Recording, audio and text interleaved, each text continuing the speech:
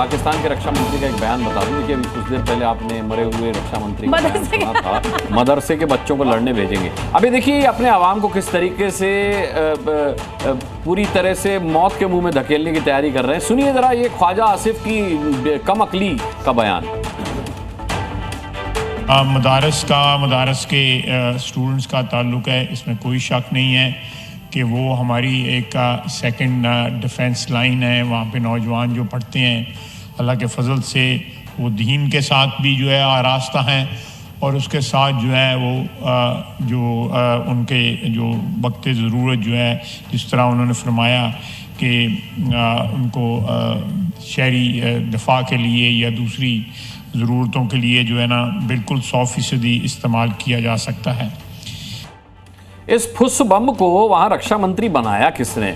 और जिस तरीके से शोभना आप कह रही थी कि शहबाज शरीफ का क्या नवाज शरीफ जैसा हाल होगा, मैं दावे के साथ कह रहा हूं आपको, राम कृपाल जी मेरी इस बात को सेकंड करेंगे कि उससे बुरा हाल होने वाला है। अब ये मदरसे के बच्चों को भेजे गए, मदरसे के बच्चे पाकिस्तान में मतलब आतंकी। शायद मेरी बात से सहमत नहीं है आपने पहले आ रही हूँ राम कृपाल जी, आप मेरी बात से क्यों सहमत नहीं है? ये तो इतिहास रहा है कि जो भी प्रेसिडेंट बना या प्राइम मिनिस्टर बना है वो जेल में गया है, तो इसी को देखते हुए ये मेरा आकलन है। शोभना जी, जो मैं ऑब्जर्व कर रहा हूँ पाकिस्तान को, पाकिस्तान में एक नारा बुलंद हो रहा था, ये जो दहशतगर्दी है इसके पीछे वर्दी है।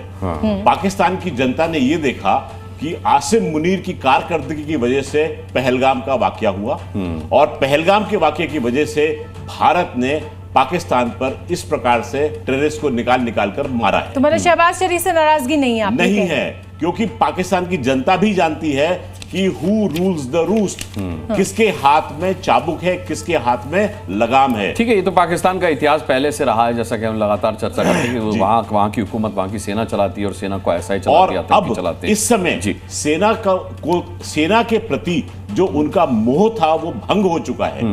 पिछले साल पीटीआई के वर्कर्स जो थे उन्होंने कोर कमांडर लाहौर के घर में घुसकर उसको रैंसैक किया था। किस तरीके से उन्होंने उनकी पतलून टांगी थी, एक तरीके से बेइज्जत किया। अपने देश के निशाने हैदर पाने वाले योद्धा को, जिसका साइटेशन भारत के एक ब्रिगेडियर ने लिखा था, उसकी जाके मॉन्यूमेंट को उन्होंने जाके तोड़ा।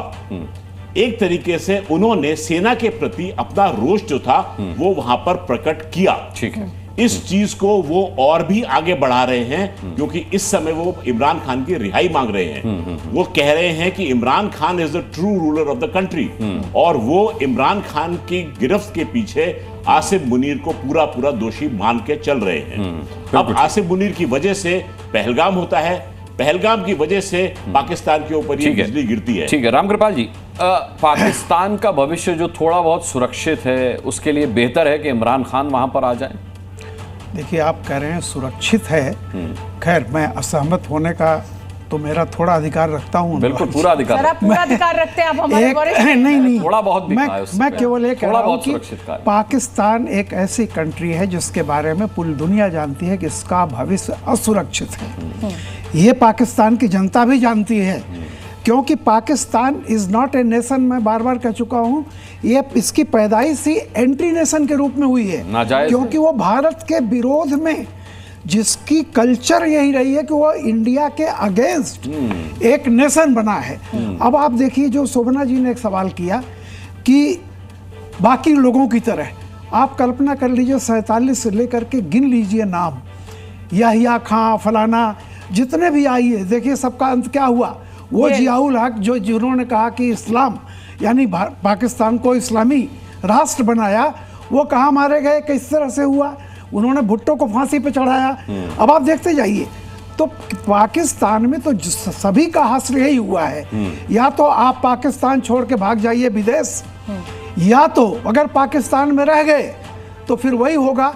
आप देखिए ये जो मुशर्रफ के साथ क्या हुआ, उनको कोर्ट ने सजा दी थी कि इसको अगर 3 बार फांसी दी या तो जेल के पीछे और नहीं तो भाग के विदेश लंदन में जाके घर बनाना पड़ता है। लेकिन आपने कहीं सुना है दुनिया में एक ऐसा फैसला पाकिस्तान की कोर्ट ने दिया था कि 1 बार नहीं 3 बार फांसी पर चढ़ाया जाए?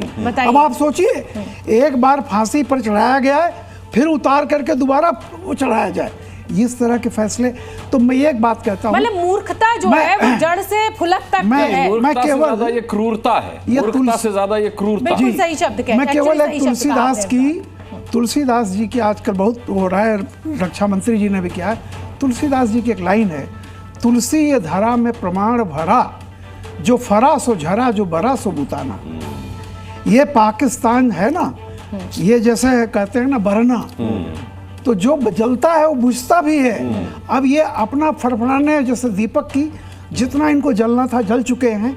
मुनीर का सेनापति बनना ही पाकिस्तान का सबसे, पाकिस्तान के भविष्य के लिए उसी दिन लग गया। मैं अब दो चीजों पे ध्यान दिलाना चाहूंगी। एक तरफ आसिफ ख्वाजा हैं, वो कह रहे हैं साहब कि हम तो मदरसे के बच्चों को लड़ने भेजेंगे। एक तरफ हमारे गृह मंत्री जो हैं वो सीआरपीएफ के साथ, सीआईएसएफ के डीजीज के साथ बैठक कर रहे हैं, रक्षा मंत्री अपने जो सेना के लोग हैं उनके साथ बैठक कर रहे हैं, प्रधानमंत्री अपने लेवल पर कैबिनेट की बैठक कर रहे हैं। तो कुल मिलाकर हमारे यहाँ उच्च स्तरीय बैठक चल रही है, और इनके यहाँ जो रक्षा मंत्री है वो साहब मदरसे के बच्चों को स्कूल से निकाल के और लड़ने भेजने की बात कर रहा है। ख्वाजा आसिफ पर बैठक तो वो भी करना चाहता है अपने आर्मी स्टाफ के साथ, अपने एयरफोर्स स्टाफ के साथ, लेकिन वो छुट्टी पर चले गए हैं, कुछ ने इस्तीफे दे दिए हैं, कुछ विदेश भाग गए हैं, तो कहां से करेगा फिर उसके लिए? फिर वो मदरसे के बच्चे सेकंड लाइन ऑफ डिफेंस उसको नजर आ रहे हैं, तो इसमें आप यही सोच लीजिए कि रक्षा मंत्री जिसका काम रक्षा करना है, हमारे राजनाथ सिंह कहते हैं कि हम बच्चे, जवान, बूढ़े सबकी रक्षा करेंगे,